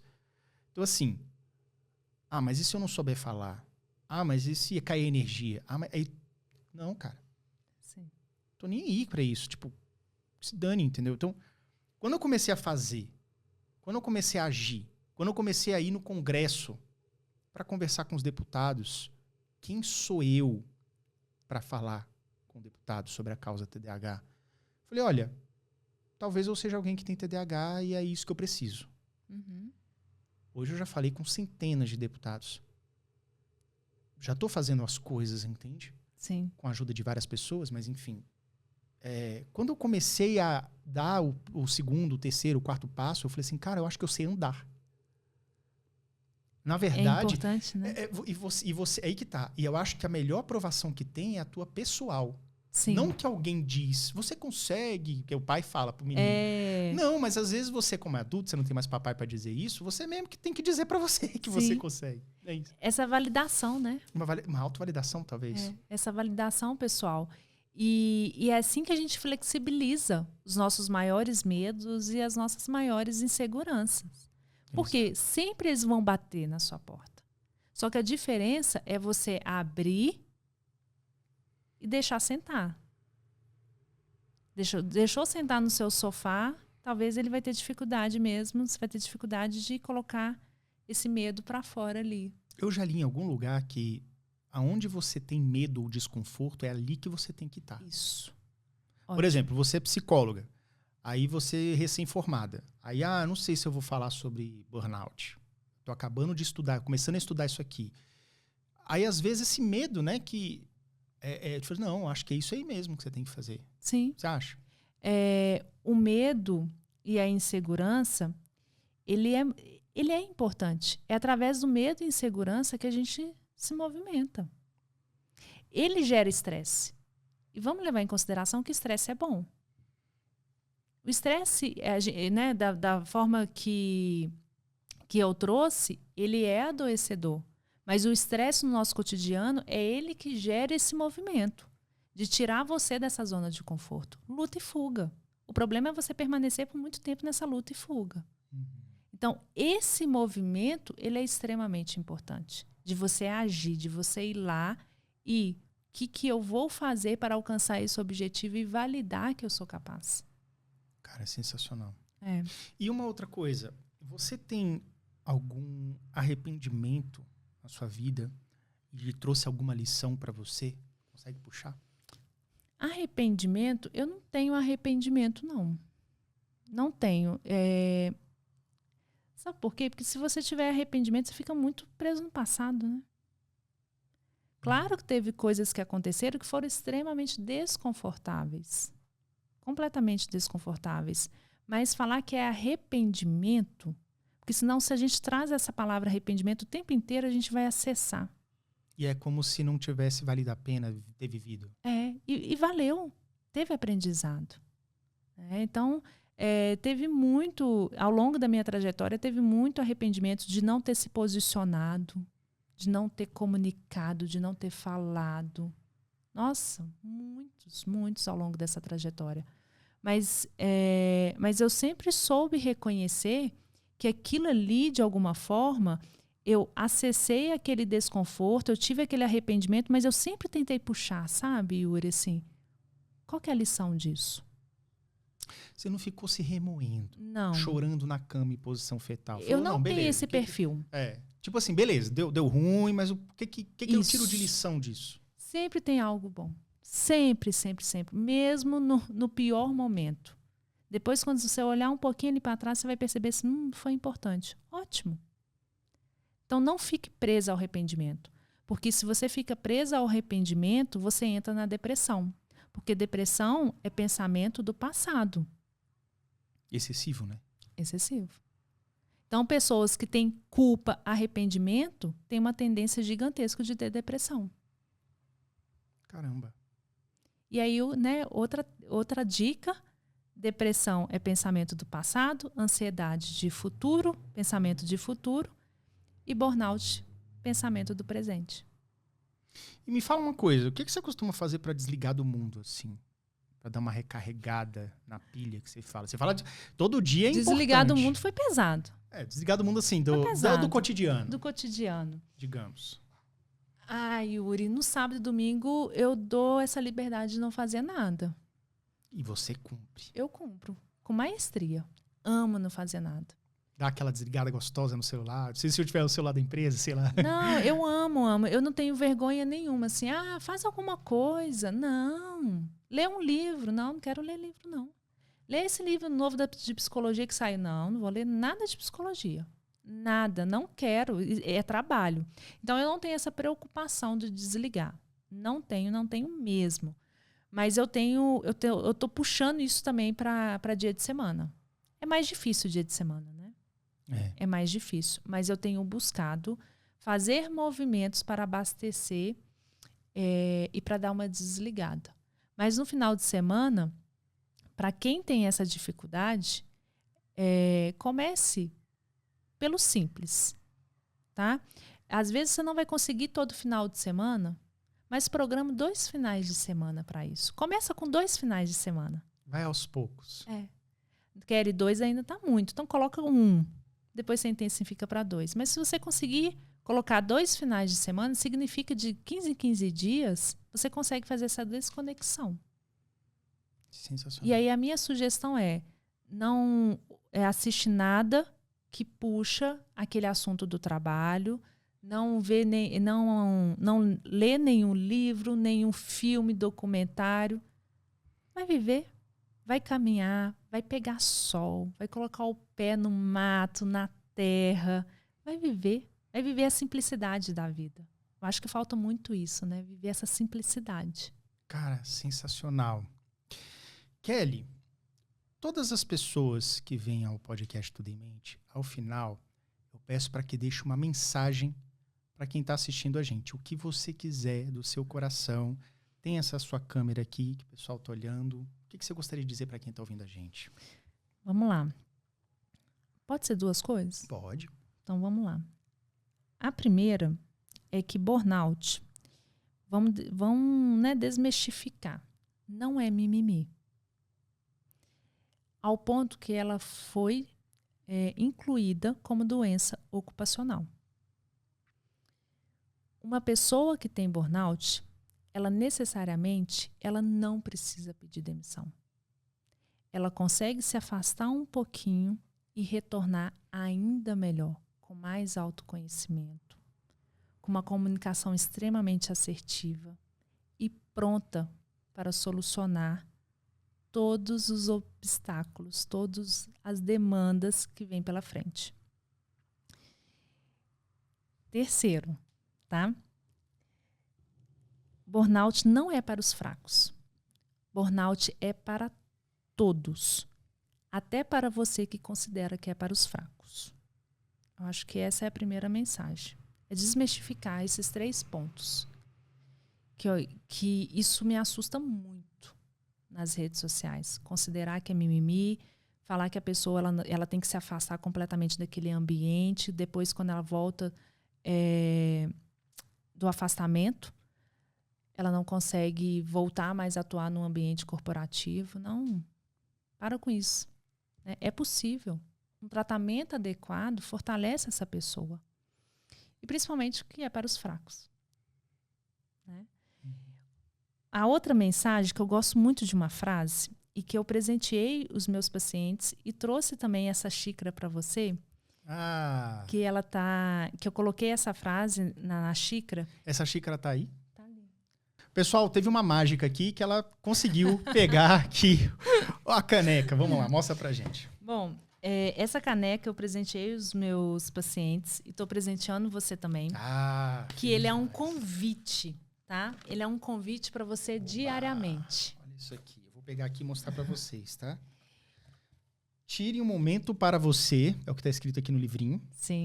Tá pequenininho aqui, mas eu estou lendo para vocês. E aqui a caneca. Está aqui na embalagem, mas dá para ver. Opa. Tá. Tem essa frase, pausar para não parar. Pausar para não parar. Interessante. E essa frase ela me acompanha há algum tempo e é o que eu trabalho muito nos meus atendimentos, que é contribuir para cada dia, tá? Que essas pessoas que eu atendo, essas pessoas que eu conecto e vocês também, daqui para frente, que isso seja um convite para você refletir que se você gosta tanto daquilo que você faz, que você tem planos, se você tem objetivos, e para você não alcançar esse medo de parar, faça pausas. Se conecta com você. Conecta com seus pensamentos, com seu corpo. Acessa você. Porque se você pausa ao longo do dia, ou se você tem esses momentos para abastecer, né, toda essa bateria que você consome, você não precisa parar. Então, essa frase e essa xícara é um convite diário, né? Para você também que está ouvindo também, pega essa frase, anota e coloca na sua frente. Pausar para não parar. Maravilha, pausar para não parar. Então, assim, já que você não tem a caneca que eu ganhei aqui maravilhosa, você pode, de repente, botar um post-it, deixar acessado, né? Para que você nunca se esqueça disso. Acho muito interessante. Sim. Kelly, eu quero agradecer demais essa presença aqui. Eu que agradeço. Tá? Muito obrigada. Foi muito bom mesmo. Eu tenho certeza que as pessoas gostaram e que elas tiraram grandes lições daqui desse papo.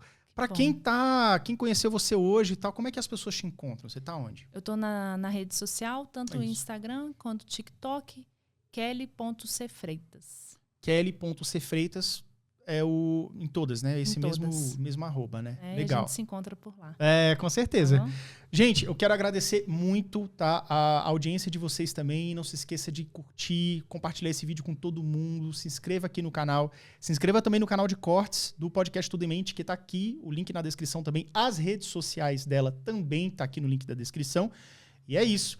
Vejo vocês no próximo podcast Tudo em Mente. Valeu, até logo e tchau, tchau.